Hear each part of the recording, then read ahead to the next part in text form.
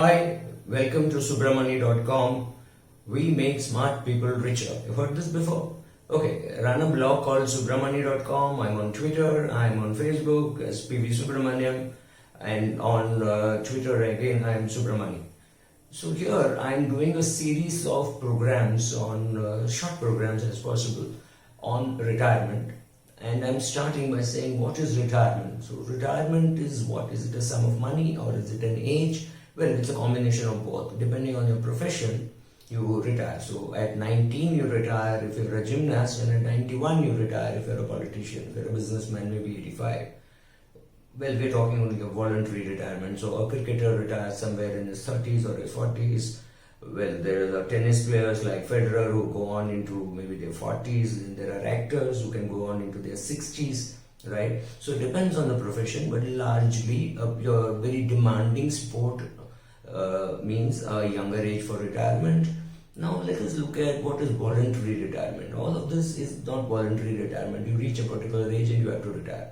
What happens to a girl who takes a break, maybe at the age of 28 to have a kid, and again at the age of 32 to have a kid, and decides that she will spend 3 years with the kids, which means she is at 35, 36, she has already taken 2 short 3-year breaks on retirement. So what is retirement? Retirement is when you have a sum of money which has to be spent, but you have no incomes coming in. So it could be somebody taking time off to look after their parents or look after their kid or a sibling, to nurse them. So maybe they need to take a 6-month break, maybe they need to take a 2-year break. Any of these things are possible. What happens to a surgeon whose hands start shivering and he can no longer hold this scalpel to do the surgery? Well, he's got to take a break, he's got to retire. So some of this retirement would be compulsory. Some of the retirement would be voluntary, largely voluntary. But yes, there could be some physical problems or mental problems which forces you to go into retirement. So that is compulsory retirement, voluntary retirement is what we've seen. Now retirement, it could be a sum of money. At the age of 45, you sit down and estimate that you need 3 crores for retirement and you already have the 3 crores. Then why should you work? Because largely assuming that you work because you have to bring in the money to pay the EMI, to pay for the expenses, etc. Once you have it, you don't need to retire, right? Or rather, you don't need to work. You can retire. You have the money to retire. So you have a compulsory retirement. Now you have a voluntary retirement saying, I don't need the money. So I can retire. I can pursue my hobby. So maybe I do business, right? Any of these things are possible. Will we ever retire? Have we gone to a stage where we will never retire, we will keep doing something, we will do a consultancy, we will do a mentoring, we do coaching or things like that. We become directors in companies. So if you're a directorship in 4 or 5 companies, which means you're really busy because each company would demand you give at least 3-4 days a month. So 5 directorship means 20 days of working, which means you can go on till the age of 75, 80, whatever you can. So will we ever retire? I think we might retire. We might decide not to do that kind of work. We may want to see the world.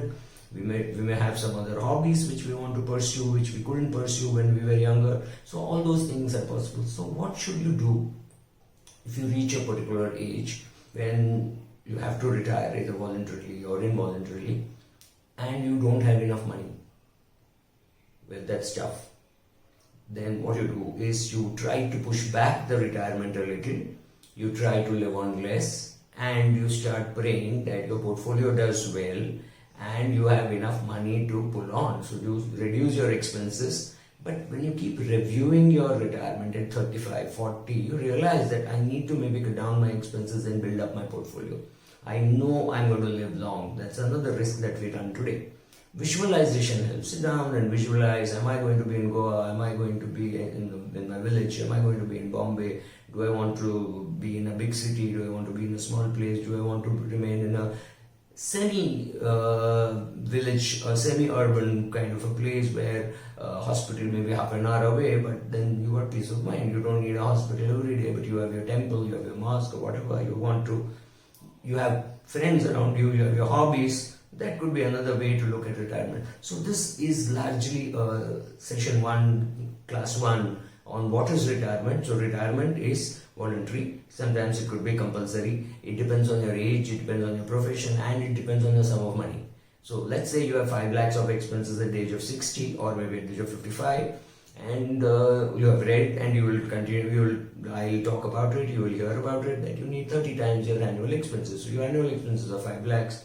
So you need 1.5 crores. You have it in place. Your annual expenses are 10 lakhs. You need 30 times that. You have 3 crores in place. That's fine. Anything beyond that is okay. But please remember, when I'm talking of 1.5 crores or 3 crores, I'm not talking of expenses like your children's education, children's marriage, anything else, your Euro trip, nothing. This money is just for retirement, which means you have to take care of it. You cannot afford to make mistakes. You cannot afford to lose money.